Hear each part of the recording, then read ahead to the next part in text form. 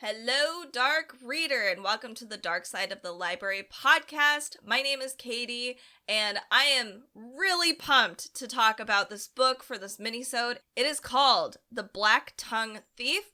This is by Christopher Buehlman.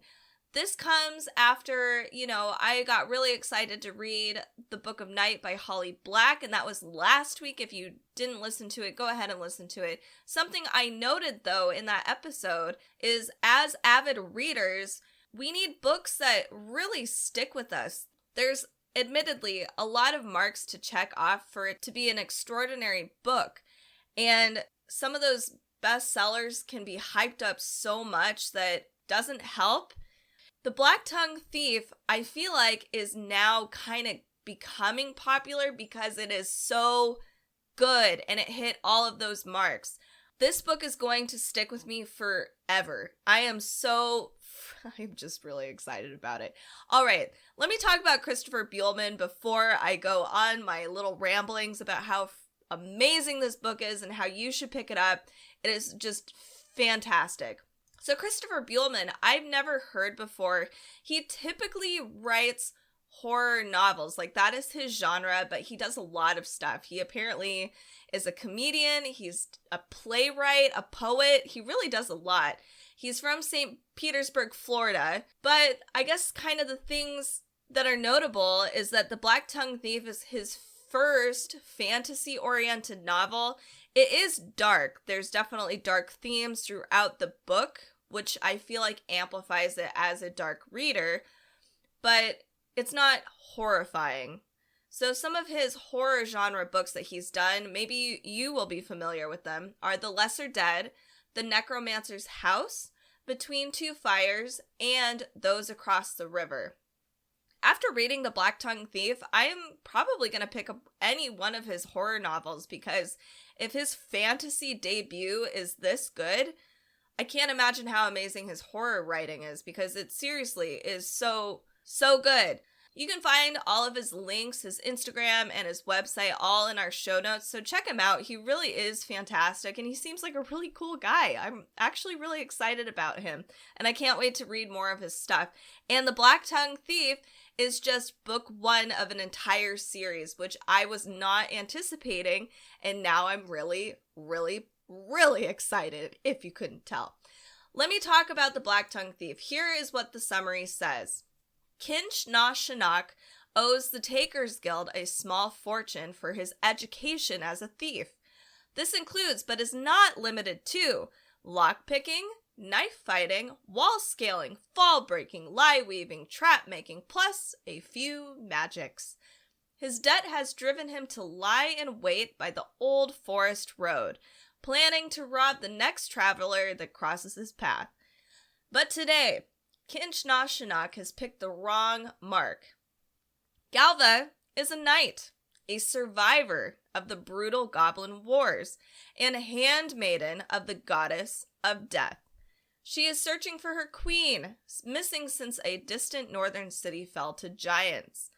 Unsuccessful in his robbery and lucky to escape with his life, Kinch now finds his fate entangled with Galva's.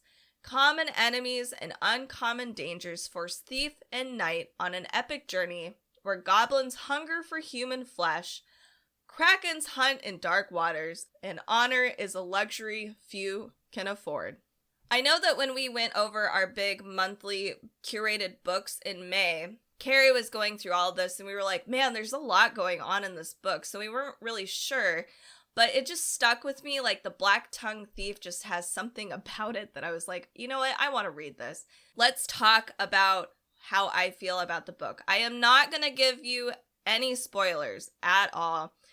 The themes are dark. So our character Kinch Na Shinnok, he has a lot of dark humor. It is a funny book. I was laughing almost through the entire novel because he's so witty and such an asshole.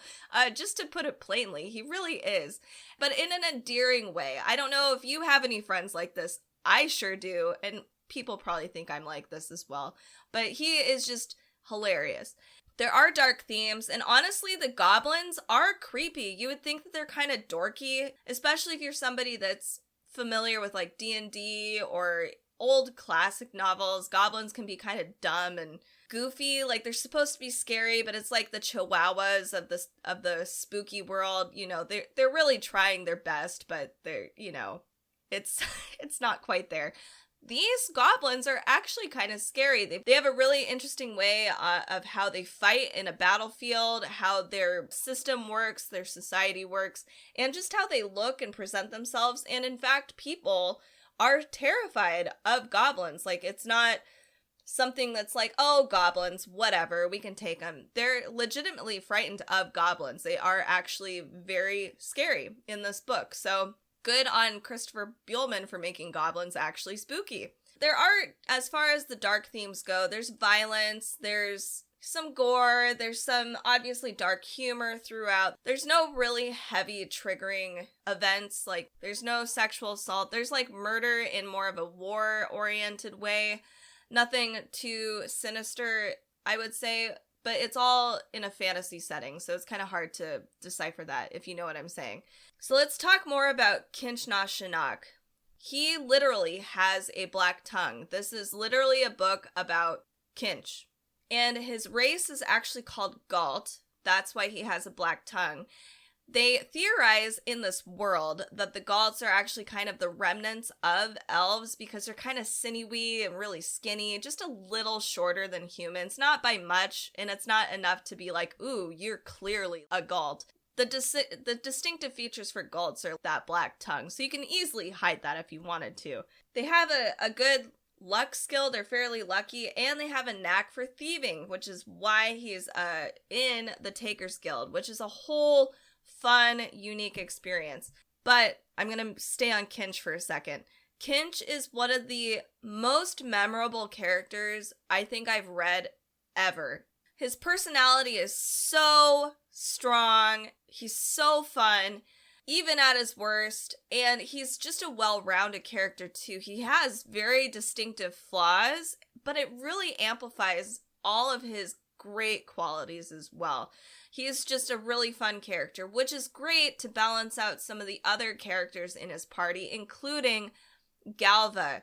Galva's kind of hilarious because she takes everything too seriously and Kinch takes nothing seriously. So I like the dichotomy between the two main characters. Also, Galva, I think, is one of those characters where she is so monotone and so serious that some of the things she says is actually hilarious because she just doesn't understand like certain things or social situations, whereas Kinch-na-Shinak would, and it's just hilarious. Just the whole thing is just fun. Other big characters in the party that we have to talk about is the adorable blind cat named Bully Boy. I love him dearly and no one can tell me otherwise. I really love the whole thing with the cat is great. And then next we have Norrigal. She's like a little witchling and she's super feisty. I really love her character as well. All of them kind of work together in a great way. One thing I do love about this book is there are a lot of powerful female characters. Even though this is in the perspective of a male protagonist, he interacts with a lot of really awesome, badass, warrior, magical women. They're everywhere, which I really appreciate. Let's talk about the world, because this is one thing that I thoroughly enjoyed about the book. Not only is Kinch a fantastic perspective to have in a book, he is great to follow, but the world itself is really interesting. We briefly mentioned that we have a whole bunch of races, including the Galt, but that includes regions too. There's certain humans and certain people that all act in different ways, and that's explained briefly throughout the book. This isn't like Tolkien status where there's pages and pages and pages talking about the ancient dwarves and how they used to do X, Y, and Z. It's very simple, and it kind of comes across just in the book as they travel to each region and each place. You can really feel how different every city is and how people act. So that was something that was really cool. Like I said too before, we have the goblins who are, oddly terrifying, but we do have other creatures as well. The Kraken, we have giants, there's crazy corvids, massive murder crows that are like also just as terrifying. I love crows, and I never thought I could actually be horrified by them. Nope, they're terrifying in this book. So there's a lot of really cool, interesting things going on in this book that are very unique to a fantasy story, and I love that. We've seen elves, we've seen dwarves, we've seen, kind of the same creatures and monsters, trolls and orcs and dragons. We've seen even yetis and that kind of thing. And we have seen things like goblins and giants, but it's fun to see a bit of a twist, something a little different, and ways to kind of humanize them too. They're not just these like flesh-eating monsters. They kind of talk about that too a little bit. From a human perspective, they might seem to be that way, but they're actually quite intelligent and they have a whole different culture of their own. And that, to me, is so cool in a fantasy world. Another cool thing about this book is that Christopher Buehlman did a great job with a romance. And I ordinarily am quite picky with romance in my dark novels. I don't know about you, but sometimes it just feels like, well, the two are together in the same party, so they must get together romantically. And it can be exhausting, right? It's like not everybody who hangs out ends up being romantic partners. Why would it be that way in a book?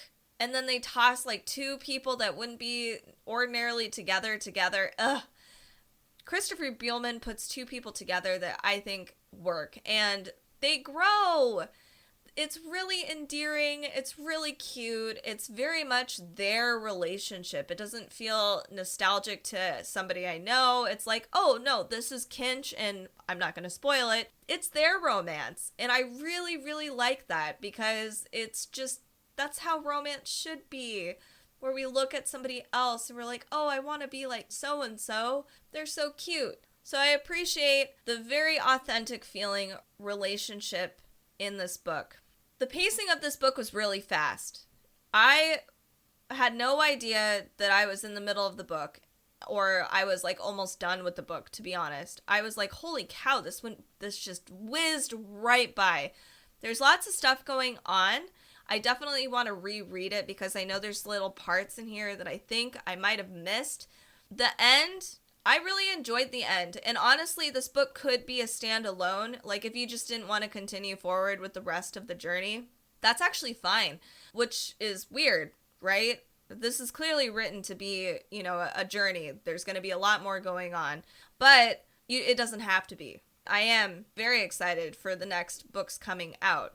It's fast-paced. The end is wild. It was just wild in a good way. It was like, holy, what is happening right now? Like, lots of things just start to piece together. Now it's like, okay, we're preparing for the next journey, the next part of the journey. So it's really cool. And last but not least, the cover. I'm not gonna lie. I love the art. It's great. It's fun. If you're looking for an irreverent journey, a crazy fantasy with a main character who is believable but so much fun, you want to be friends with them or not, you're not really sure, you just know that they're definitely somebody you want to have a good time with. Check out The Blacktongue Thief. It is such a great book. Reads like a classic fantasy, but it's darker, it's hilarious, it's really quite a delight. The entire book is, and I highly recommend it. This is a 5 out of 5 for me, and I can't wait to see what comes next. So again, if this wasn't clear, this is The Blacktongue Thief. This is by Christopher Buehlman, and you can find all of our links in our show notes. Just to make you aware, all of these show notes are affiliate links. These links kind of help us out with our podcast. It has no bearing on you, but it does give us a few cents if you do happen to purchase any of the books that we suggest or curate for you guys. If you're looking for more dark reads, make sure to join us on our socials. We'd love to see you there. Talk with us on Instagram, Facebook. We have YouTube as well, and our Amazon Live shop. We like to do more than just books. I mean, books is our primary thing, but at amazon.com/live/darksideofthelibrary, you can find a bunch of awesome horror, gothic things, kitchenware, candles, teas, coffee, tarot cards, anything you can think of that's going to be creepy, you'll find us there as well. And you can come chat with us when we go live. If you enjoy this podcast, make sure to share it with your friends or family that are also dark readers, and to rate and review. It means a whole lot to us, and we want to know what we're doing right. If there's a book you want us to read, also let us know. Thank you for listening to this podcast. I will talk at you later, and have a creep-tastic week.